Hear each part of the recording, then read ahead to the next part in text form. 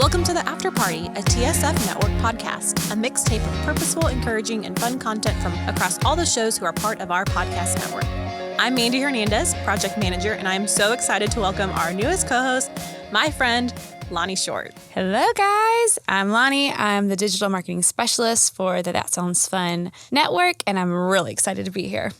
You heard Lonnie from our podcast episode, A Look Behind the Podcast Curtain with the ladies of TSF Network. But we are so glad to now have her in the seat of a host. Okay, friends, let's jump right into this first episode of the week.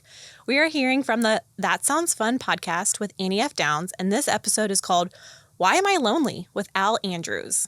Yes, this episode is from Annie's Build Your Board series, and it's a great start to her series on discerning who the voices you need in your life to help you build your own personal board. Today's episode with Al Andrews is setting the stage for the series, but answering the question of loneliness and getting to the root of it all. Let's tune in. Al Andrews, welcome to That Sounds Fun. It is great to be here. What an honor. You are I do not use this lightly. You are a legend. And so to be in the studio with you is just such a gift. So thanks for making time for this in a busy schedule. Well, and thanks for referring to me as a legend. That's just an honor and a little odd to me. Well, you know this, but I don't know if our audience knows the story. I am with the counselor I'm with because of you. Really? Do you remember in 2013, I really needed a therapist. Mm-hmm. And your Porter's Call has very good boundaries about who you can see and who you can't see. Yeah. And I did not meet all the requirements. You're not an artist. That's right. That's right. I don't sing. I remember you saying you travel enough, but you don't do the right thing on the stage. And I said, okay. And I'm on the road as much as them, but I don't sing. And then you gave me a list of therapists that you knew could work with my lifestyle, and it has just changed my life. I'm so glad. Thank you. You're welcome. Thank you for that. I want to start, we are going to deep dive into the question, why am I lonely? But I want to start with one of your legendary quotes that everyone talks about, because I think whether someone has a public life or not, they have some version of public life because of social media. Mm-hmm. But there are a lot of younger men and women who listen to us that are hoping to get public.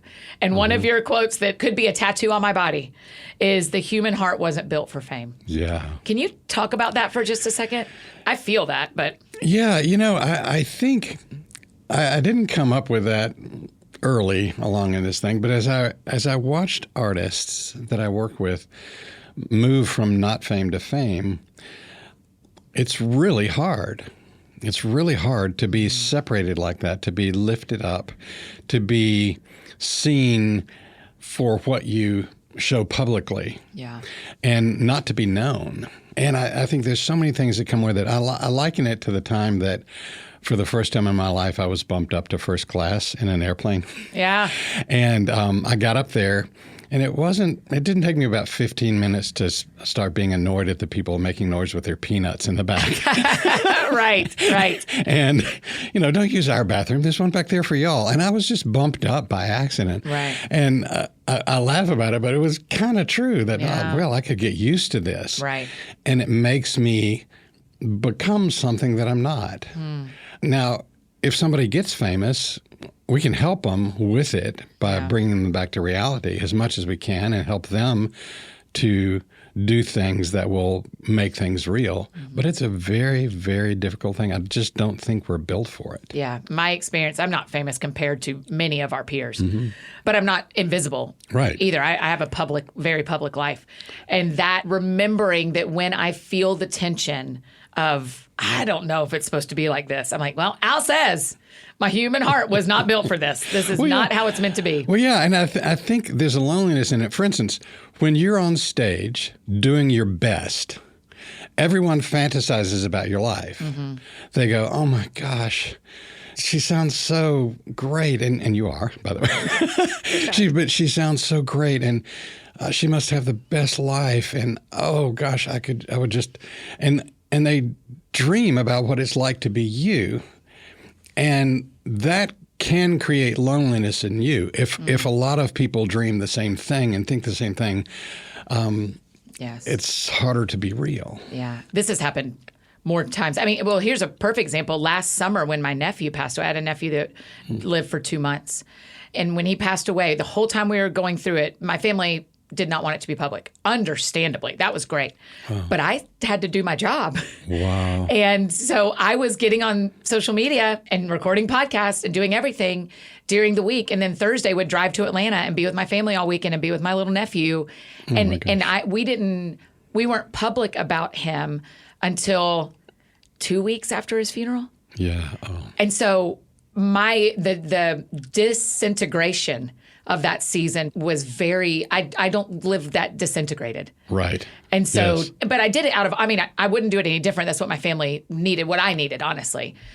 My Enneagram 7-ness loved to turn that light switch off, turn this light switch on. I mean, you know that. I was kind of great, I'm back in Nashville where my life is great, Yes. So I didn't hate it, but the disintegration, that's a very grief-centric story, but I can have that disintegration if I'm not careful on any stage or in any airplane of here's what's happening in my private life. I can pretend like everything's great. Yeah. It's that distance between how you're perceived and what you know is true. Right. And sometimes when that distance has to be, I don't go to a concert thinking that someone's going to talk about their depression. Right. I go to a concert to Yes.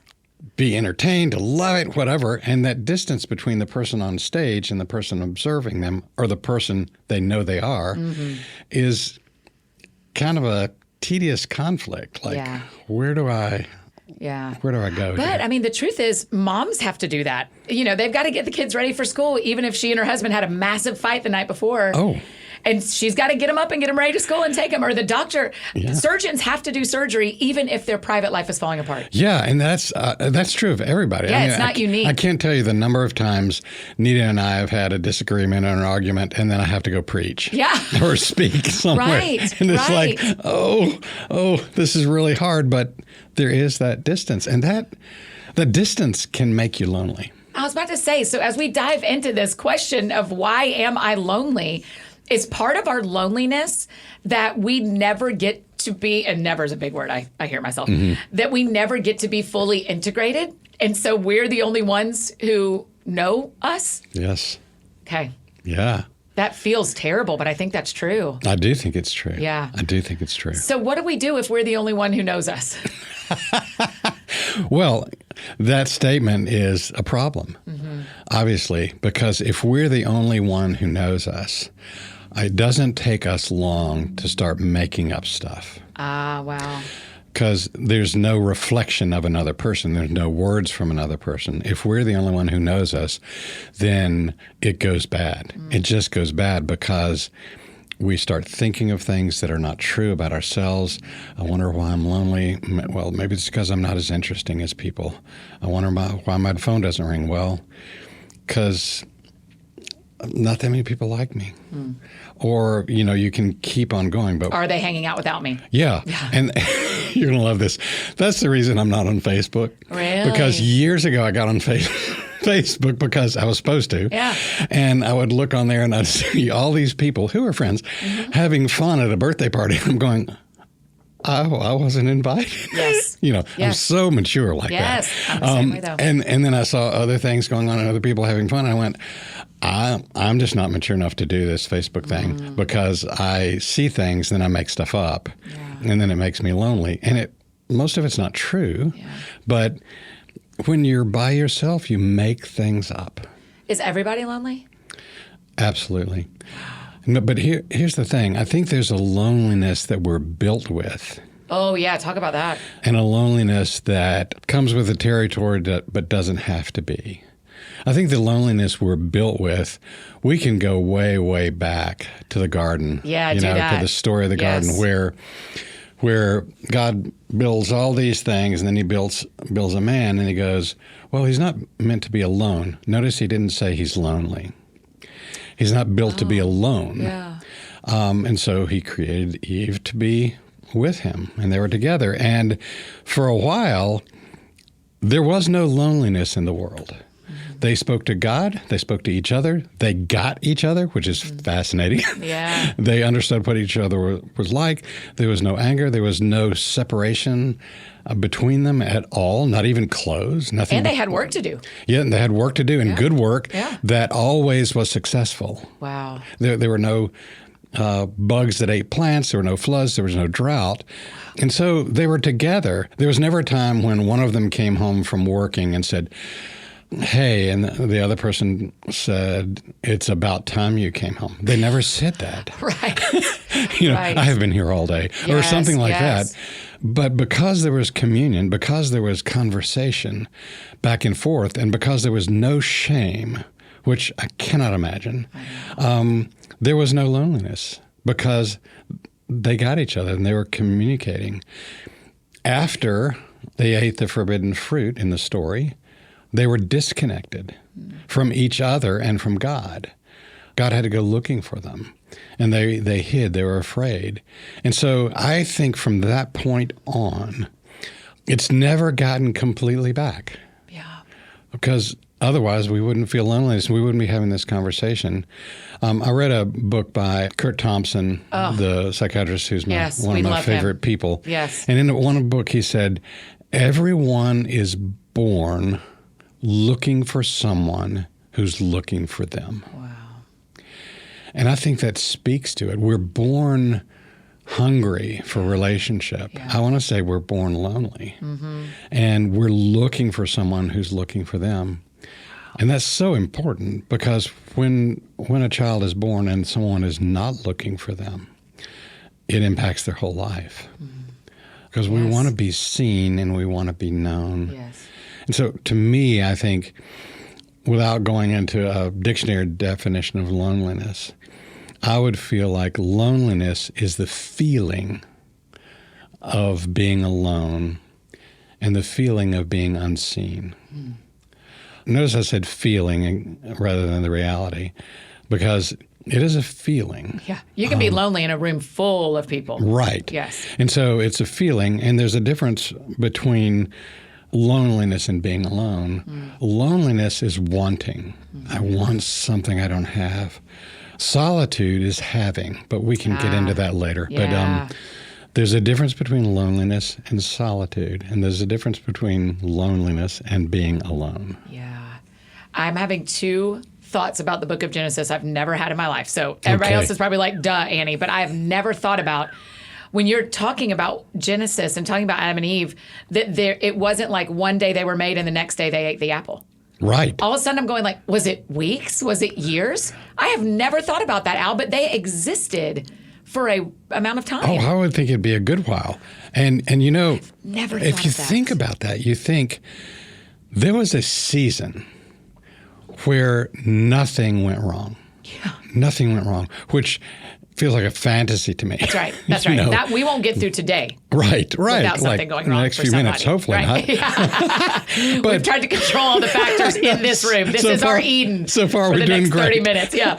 But I think if you think about that for a little while, that really does mean no shame, feeling no shame about anything, your body, what you said, feeling a total connection with one another, total connection with no exceptions, and a total connection with God with no exceptions. There was never a time when they said, I wonder where God is.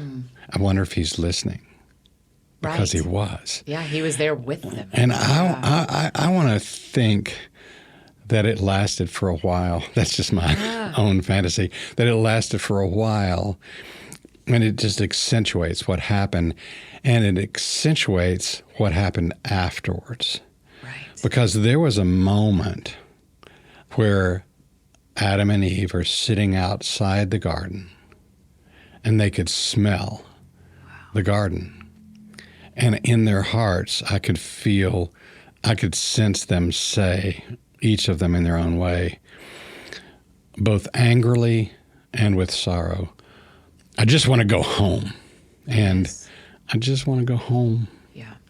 And feeling that I want to go home. So in loneliness is a homesickness that I think we all have, because we're not in the garden anymore. We're not home. And we will be home one day. Yes. But there's a chronic homesickness that we have, and that's okay. Yeah. And I think that's one thing we have to admit. Yes. Because if we admit that, we won't feel bad about that. Yeah. There's sometimes I just want to be home. I don't want to take my life. I just want to be home. Yeah. But I'm not there yet. There's a film, an old film that when I've asked somebody, have you seen this film? And I look back and it was like 45 years old, called Trip to Bountiful. Yeah, no, I haven't seen it. And it's she won the Academy Award that year. It's about an old woman who lives with her daughter and son-in-law in a little apartment in Houston. And she wants to go back to her home called Bountiful, Texas. And they won't let her go. And she sneaks away. Oh, my gosh. And starts to go back and goes back. It was a play at one time. But anyway, but she seeks to go back. And all this little adventure to get back. Sure. And she gets home and she sees the old buildings that used to be. And she weeps because it's not like it used to be. But she gets in the car and the theme music of the whole movie is Softly and Tenderly Jesus is Calling. Oh, wow. Calling, O sinner, come home. And she basically says, I've had my trip. Wow. And she rides off. And it's beautiful. It just says there's a homesickness in us all, and we want to go home. Yeah. I told you this when we were talking about this before, but there was such a shift in me maybe 5 years ago, a little bit more possibly. There was such a shift in me when I swallowed that pill that said, you are actually going to live with loneliness forever. Stop trying to medicate. Stop trying to change. Stop trying to fill. Like I said to you, when loneliness stopped making decisions for me and instead was just a companion that is with me at times louder and quieter. That's a great line. I'm going to totally steal that. You're very welcome. Thank you. You stole one of mine. Yeah. That's exactly right. That is a great point to invite it as a companion. Yes. And there's a loneliness that is good. And there's a loneliness that makes you feel like a victim and you become isolated. Okay, great. How do we know which is which? Well, usually I think shame is involved in the second. Because if I'm lonely, and like you said, let it be a friend, let it be a companion, that just feels really healthy. And that feels like an honest admission that I can never be truly known by anyone. Yeah. Because I feel that loneliness. I'm married and I love my wife and she loves me. But there are times when I feel really lonely. And sometimes it's because we have something going on that's not good. But sometimes it's because it's just true. Yeah. And it's that one. I love the idea of embracing that because then you can let that one go as a problem. Yeah. And go to the other one, which is, I would say, a little more whiny. Yeah. It is in my head. That's a great way to do it. Yeah, because, when I feel that one, I go,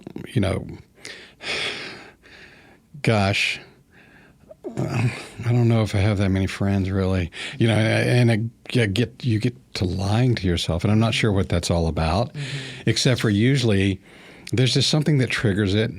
You feel lonely, and then you take it to another level that doesn't exist, really, but that leads you to isolation, and isolation never works because you don't have voices telling you the truth. An interesting thing, I'm sure you've seen this in your work as a therapist, but an interesting thing that single people do, particularly single women that me and my friends do, is when loneliness says, I haven't met anyone, when it turns to the isolation loneliness, there is no one. Right. There is no option. There is no one in this town. There is no one in my life. There's no opportunity.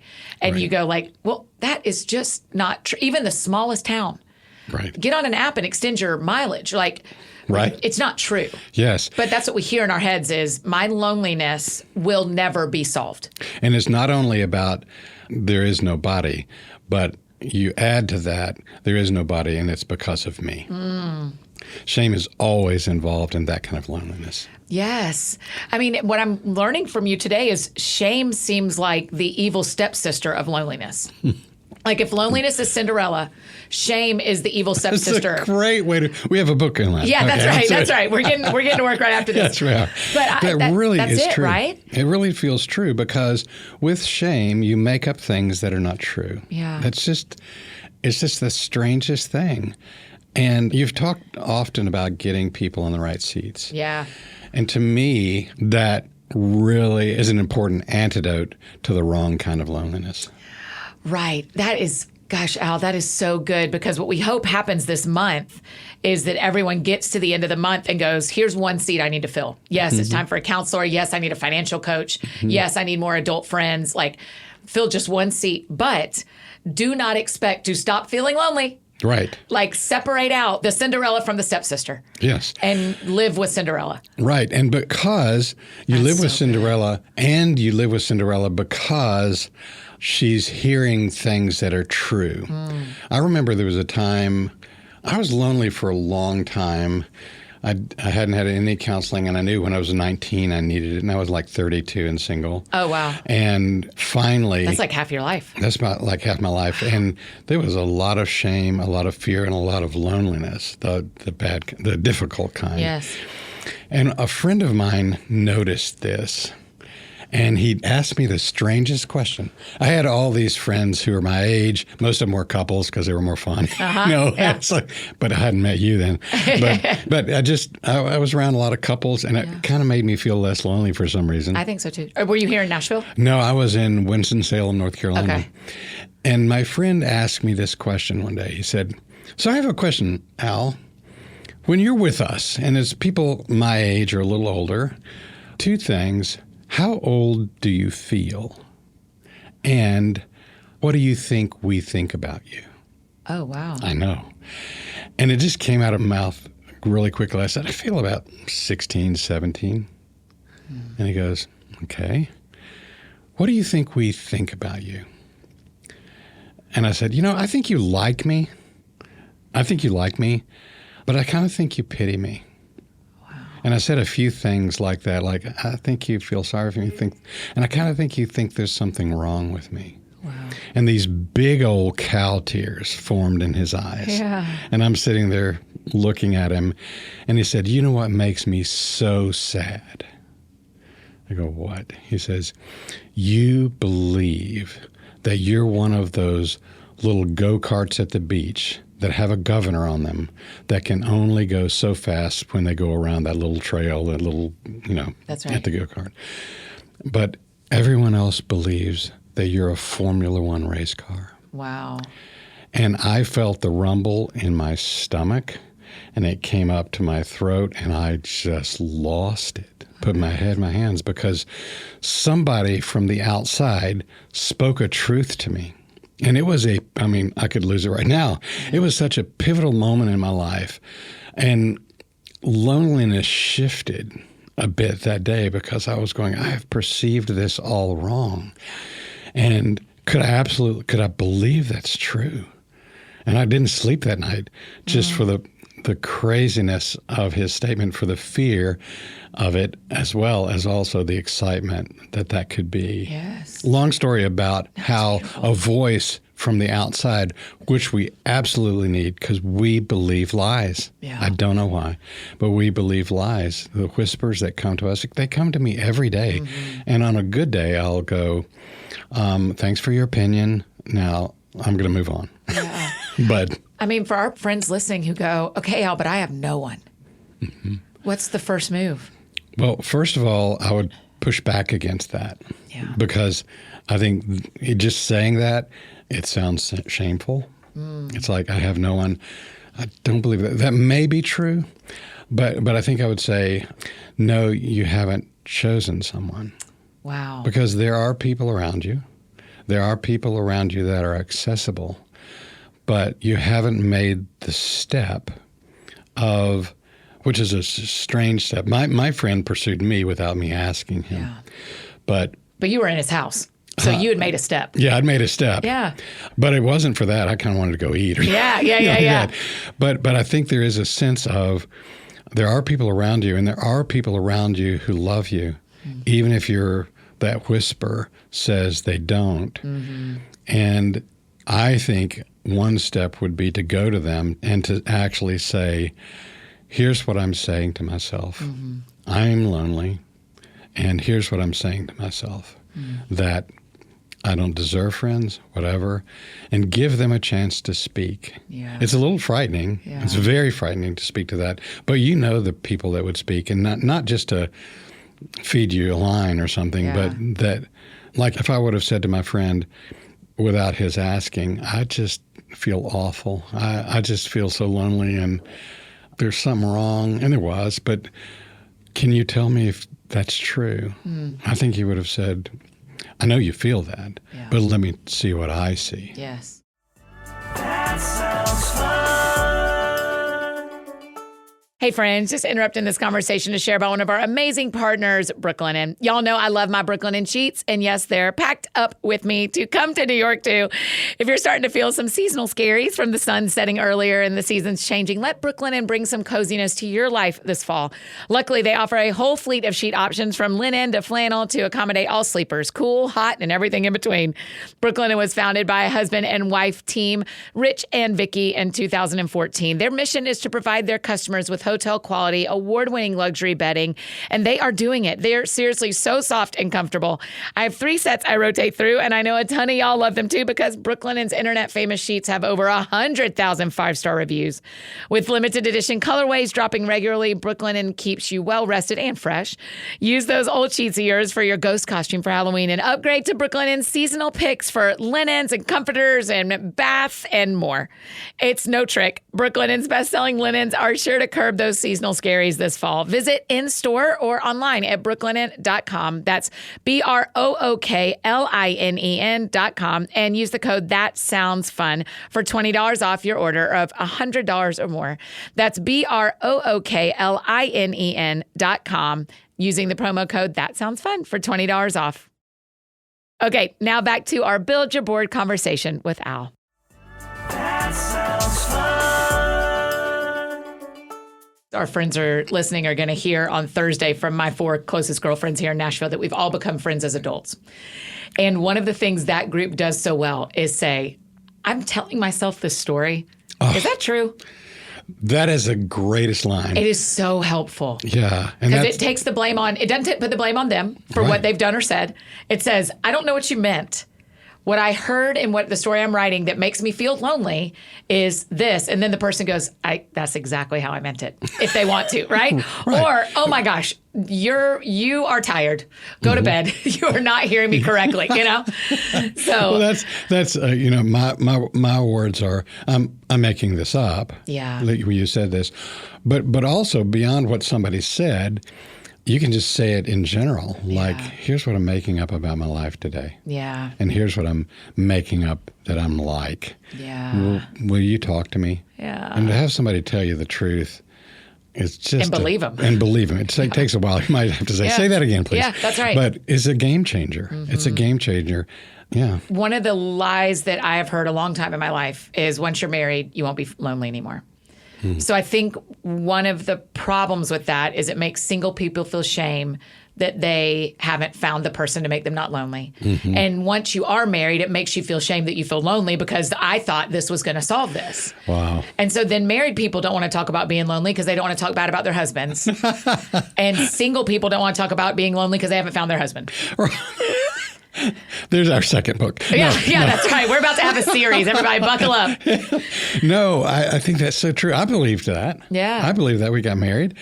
And there's some truth to it, right? I won't go to movies by myself anymore or to football games or whatever. There is a truth to it. And there is a truth about Adam being alone and not being alone anymore. Yeah. There's a truth that something is met, comma, in the midst of not being lonely. Mm-hmm. When you get lonely in a marriage, it's far worse than loneliness being not married. Why? Because you've tasted it. You've tasted a connection with somebody, and now it's not. And it feels like it when you're at a place of conflict. I mean, maybe the kind of conflict that lasts for days or something like that. You just conflict isn't the right word, but a stress in the marriage. And you don't feel connected, the fact that you've had that connection and now it's gone feels worse. Wow. Yeah, because I guess in a lot of ways, I don't know what I'm missing. In many ways. Yeah. But it feels as bad or worse just because you go, it's almost like Adam and Eve in the garden after what they had experienced. Yeah. And the distance between them hurt even more because they knew what was possible. I would imagine, I mean, this is literal. I say imagine literally because I can only imagine this. I would imagine that having the level of vulnerability it would take to say to your spouse, I feel lonely with you, must be like level 100 of vulnerability. That's up there. Yeah, I would think really up so. And sometimes we don't say those words, but we find You're a way. like, Annie, don't say that. No, you can. No. I'm not going to correct that. But sometimes the actions toward each other say it. Right. You know, I miss you. Right.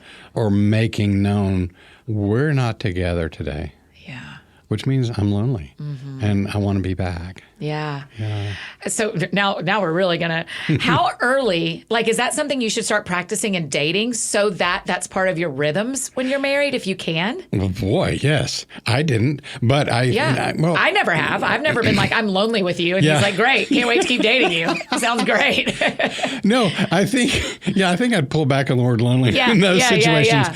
But I think, to say sometimes what's obvious, because in dating relationships, you're going to feel the distance at some point. That's right. Whether you have a disagreement about this, that, or whether you really wanted to go get sushi and they didn't want to or something. Right.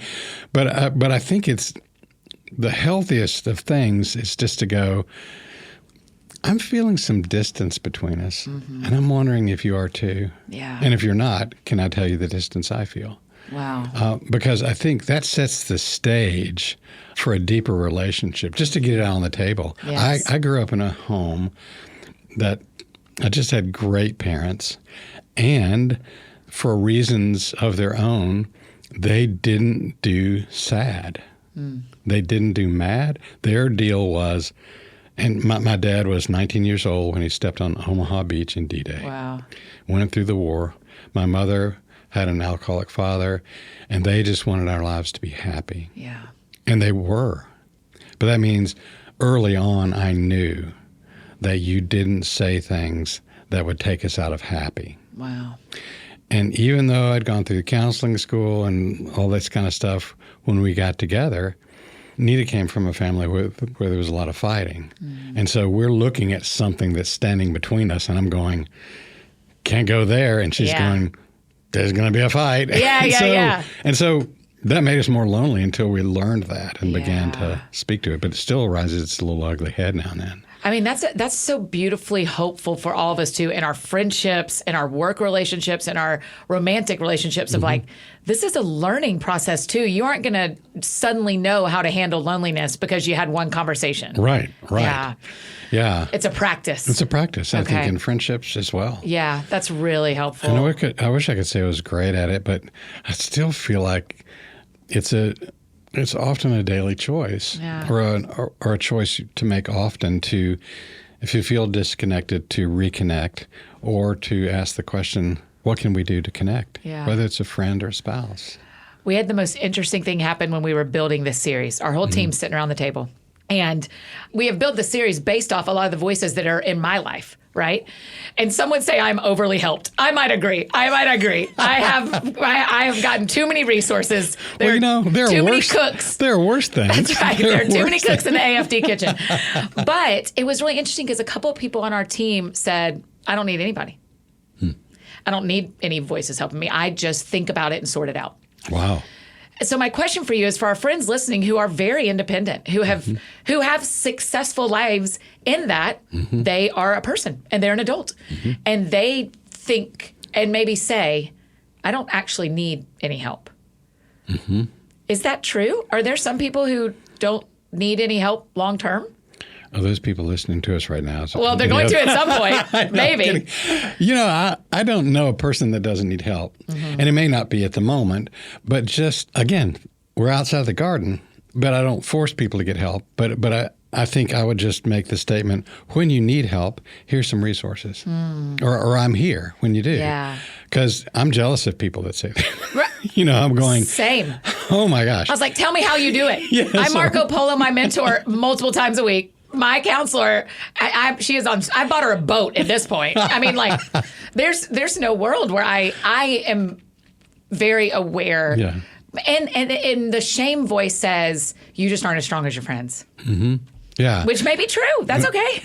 And that's okay too. Yeah. And I'm not saying your friends who are listening to this are in denial. I'm not saying that at all.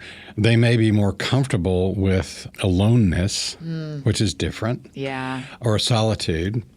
Or maybe the thing that draws them to loneliness just hasn't shown up in their life yet.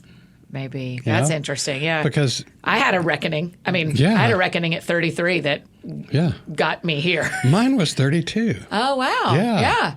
Yeah, I was only 33 by about 4 days, so it was virtually 32. It just hit the fan at 33. Well, there is this thing that I think is true is like, I knew there were some things wrong with me, but I didn't exactly know what.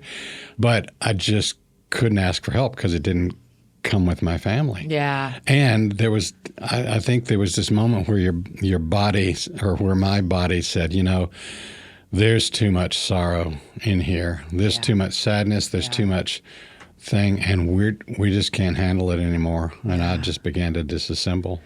Wow. Yeah. Yeah, that's part of the interesting thing about this conversation about loneliness is we kind of get this, wherever we're showing up in someone's life today in their ears, wherever we're showing up to them may be their loneliest day or maybe their least lonely day. Maybe going, what are they talking about? Yeah. They're depressing. Yeah, that's right. Or they're going like, finally, someone's telling me. So does somebody, in this moment, whenever we're hearing this, is there for sure a voice we need to add to our lives? Or is there a chance that we are good? And is good even the right word? That's probably fair. No. I think it's always important to have a voice in your life, just because we can't see ourselves. Yeah. And somebody else can. Yeah. I remember daring one time to ask a couple of friends, we were at dinner, I'm saying, how sometimes if you're together with a group and somebody leaves and one of you rolls your eye and says something like, can you believe that? Whatever. Would you be willing to tell me the thing that you say when I leave? Oh, wow. And it was a little awkward. But I needed to hear it because I cannot see myself, and they can. Yeah. So I think we all just need someone that's close, that's honest, that is willing to answer the questions that we ask them. And I think it's important to ask questions. Like, blind spots are terrifying for me. They're horrifying. They're horrifying. And yet once they're exposed and you go, oh my gosh. Yes. I don't want to be like that. Yes. Kelly Haywood, who you know and love. Last September, my nephew died in August. And last September, I was just doing the best I could, Al. I mean, I was here every day. Oh, I can't believe I was doing, and I was suffering. I was grieving so terribly. But I was doing, I was showing up. I thought better to show up a third of yourself than to not show up at all. That is not true. Learn that lesson. But Kelly brought me in the office one day, into her office, and she said, I could not have crafted a better sentence. She said, I don't think you are being perceived the way you think you are. Wow. She said, I don't think you're showing up quite the way you want to be. So I want to tell you what our experience is of you during this, and you can let me know if that's what you mean for us to be experiencing. Oh my God. Isn't that beautiful? That is gorgeous. I know. And I thought, what a shameless way to invite me to change my behavior. That is. It was beautiful. I'm going to take that home. Yes, it was beautiful. It's just the kindest, gentlest way to say something's wrong. Yes. Here's how I'm experiencing. Let me know if that's how you want me to experience it. Oh my gosh. Yes, and that's my business partner, right? So everyone in the org experienced it. But the people who didn't say it to me are the people who work for me. Yeah. Right? There was a lot of wisdom, and they all went, hey, you need to go talk to Annie because we are not experiencing her the way she wants to be experienced. And they were right. They were right. Yeah. I had never grieved like that, so I misunderstood what to do. Yeah. I thought, I don't want to lay on my couch and be sad, so I'll just go to work. And that was not the move, Al. Yeah. That was not the move. Not the move. That was not the move. So even people Kelly brought me out of a version of loneliness even in that because I was lonely in my own behavior. Yes. Right? Yes. And I think this might be a time to to shift a little bit to solitude. Yes, please. Just because earlier we said, loneliness is a wanting, solitude is a having. Yes. Solitude is something that you choose. And especially for people who are outgoing, Yep. like the two in this room, Yes. or perceived as outgoing. Yeah, that's right. To choose being alone for the purpose of growing. Wow. For the purposes of listening to the still small voice, Yeah. for the purpose of reading, of reflecting, usually always, even for the purpose of sitting with your loneliness and understanding that there's more that can go on here. And maybe in this solitude, I'll find God. Maybe in this solitude, I'll find a word and a reading or a poem that will center me. Yeah. And so I have something in solitude rather than I want something. I just think it's really critical. That sounds fun. Hey friends, just interrupting this conversation one more time to share about another amazing partner, Indeed. So whether you're a small and mighty team like us or a large corporation, Indeed is the hiring tool you need to find the talent you want. No matter the size of your company, when you're ready to hire, I'm guessing you're already low on bandwidth. That is the truth around here. So no one has time for hiring to become a second job. That's where Indeed comes in. You can hire faster and better with their matching platform. We've always found the right team member, literally always found the right team members through Indeed, and we'll absolutely use them again when we're ready to hire. Get this, according to ComScore, 81% of U.S. online job seekers search for jobs on Indeed each month. This means it's an exact right place to be advertising your job openings. Indeed is the hiring platform where you can attract, interview, and hire all in one place. Instead of spending hours on multiple job sites searching for candidates with the right skills, Indeed does that hard work for you. They show you candidates whose resumes on Indeed fit your description immediately after you post, so you can hire faster. And what's even better, Indeed's the only job site where you only pay for applications that meet your must-have requirements. Start hiring now with a $75 sponsored job credit to upgrade your job post at Indeed.com/soundsfun. The offer is good for a limited time. Claim your $75 credit now at Indeed.com/soundsfun. Indeed.com/soundsfun. Terms and conditions apply. Need to hire? You need Indeed. And listen, that link and pretty much every other link you could ever hope for are in the show notes or in Friday's AFD Week in Review. So be sure to check those out. And now back to finish up our Build Your Board conversation with Al. That sounds fun. How do we define that for ourselves? So when I'm thinking about, I don't know if you know this, but I'm going to New York for October and November. Do you know? I'm going to live up there for 2 months. Is there like an extra room if like a couple wanted to come and visit? Yeah. Oh my gosh, right. You wish I got an apartment that size. Nope. It's a You're on the one-bedroom. couch in the living room. Yeah. Right. What are you going for? I just have always wanted to. And so when I felt the opportunity in January and came back, I was up there for New Year's and came back to my team and just said, could I go at some point this year? And so back in January, we lobbed off October, November. Wow. So, which is it's such a gift. Yeah. But so even talk to me about when I'm here in New York and am I lonely or am I in solitude? How do we know the difference of this is loneliness and this is chosen solitude? Is it a mindset? I think it's a mindset, but I also think this word's going to come again. Shame is not involved in solitude. Shame is not involved in solitude. You know, we're back to that again in that the loneliness makes up stuff, makes up those stories and tells you things that if you're aware, if you can open your eyes to it, that you know are not true, but you're not sure what to do about it. And that's the time to reach out to a friend.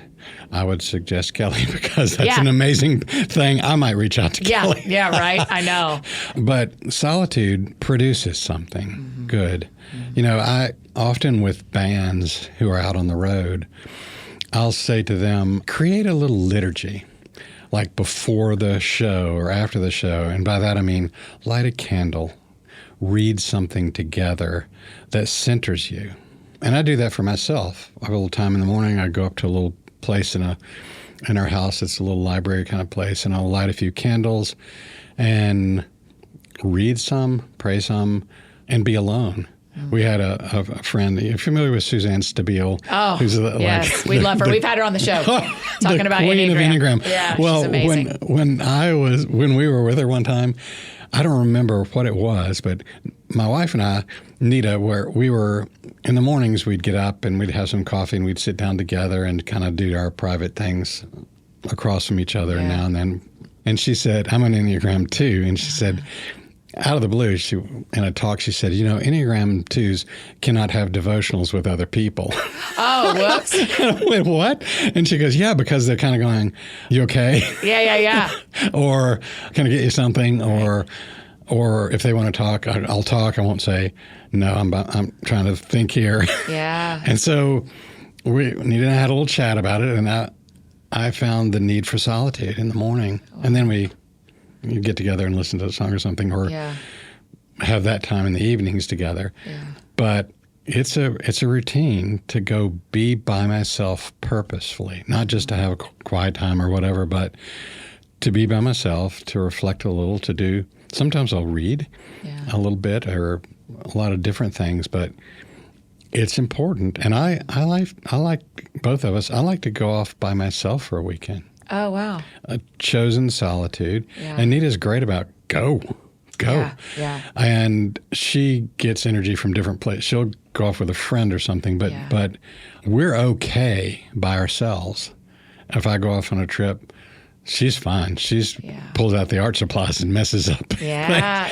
And same if she's gone, we're okay. We were by ourselves a long time, and so we can have solitude. Yes.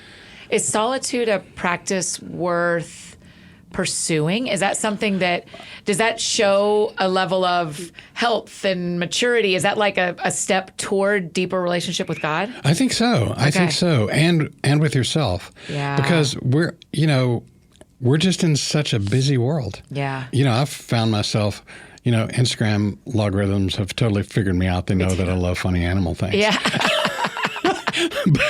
And they're great, by the way. I have one. No, but I can just get lost there. Yeah. And that's ridiculous.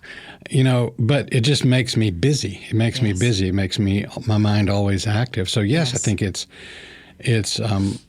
good to pursue, and I want to pursue it more. And it doesn't mean days, hours. It means some time when it's just you and just you and God. Yeah. Just to be still and hear the still small voice, both of God and of yourself. Yeah, that is really important. Yeah. Okay, Al, is there anything we didn't say about loneliness? I know we're going to finish with that, but is there anything we didn't say about loneliness that you want to make sure we say? I think we did pretty well. Yeah, you're amazing at this. But I do have a poem, a funny poem. Okay, good. Because we need a little levity here. Sure. My favorite poet is a guy named Billy Collins. You can go to YouTube and do Billy Collins, and he's reading his poetry. He is a guy that makes poetry accessible. Yeah. Everybody's afraid of poetry because of their horrible high school English class. Yeah, sure. But we had him for Evening of Stories, our gathering we have every year. Hilarious. Yeah. But he wrote a poem on loneliness, and it's a haiku, 5 syllables, 7 syllables, 5 syllables. And here it is. Midwinter evening, alone in this sushi bar, just me and this eel. Which I think is just lovely. Oh, that's great. And when I read that, it does, you think of loneliness. I mean, it's a lonely poem, but it's funny. Yeah. Midwinter evening, that's a setup. Yep. Alone in this sushi bar, that's even worse. Yep. And then he kind of says, just me and this eel, and you die laughing, and you go, it is a lonely poem, but he makes good fun of it. So yes. I just needed to say that. It feels very profoundly true. I know. Of I'm just having a realization. It's just me and this eel. I know. Oh, I love it. But Al, you also brought another poem to end us with, which I really appreciate. Thank you. I did. One of my favorite poets, in addition to Billy Collins, is Mary Oliver. Yes. And she wrote a poem on sorrow. And if people want to look it up, it's called Love, Sorrow by Mary Oliver. And I've read it for a long time to give people who are in the midst of sorrow. Because we don't know what to do with sorrow. We run from it. We don't know how to embrace it. It's something that's just not dealt with a lot. Yeah. We shut it down. We move on, but it remains. And I think that's very connected to loneliness.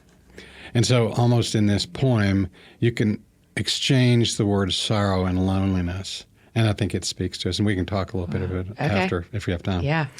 She makes sorrow into a little girl. Okay. Love sorrow. She is yours now. And you must take care of what has been given. Brush her hair. Help her into her little coat. Hold her hand, especially when crossing the street. For think, what if you should lose her?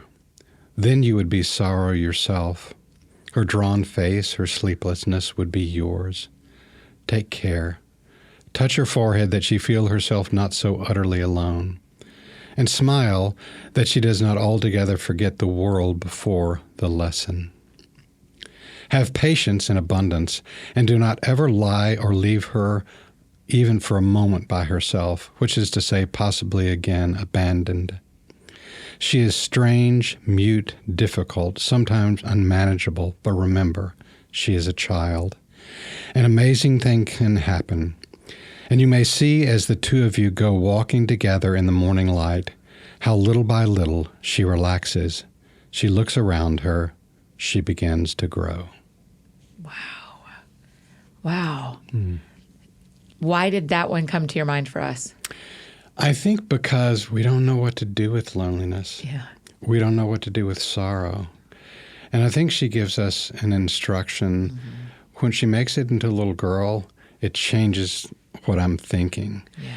And she makes it into something you need to take care of, love, embrace, and embrace in a way that perhaps invites God into it with you. And I think the hopeful part is she goes, again, as you may see, as the two of you go walking together in the morning light, how little by little she relaxes, she looks about her, she begins to grow. To me, that's just a hopeful line that in embracing sorrow, which is a part of our life, and embracing loneliness, both true and made up, if we embrace it, we can grow. Al, thank you. Thank you for doing this today. Thanks for having me. Man, what I've a learned gift. a lot myself Oh from you. gosh, no. This is our mind blown emoji button. Wowie zowie! And it has been all my self-control not to do this 10 times today. So you have blown our mind with good theology around loneliness. So Thank you. What a way to start the series. Thank you so much. Thanks for having me. What a great episode to start the week. Hopefully you are feeling a little less lonely after being with us today on the after party. Make sure to check out more from Annie and her entire Build Your Board series by searching That Sounds Fun in your go-to podcast app and hit follow for more. And our ask for you this week is simple. Would you head over to Spotify or Apple and leave us a quick review?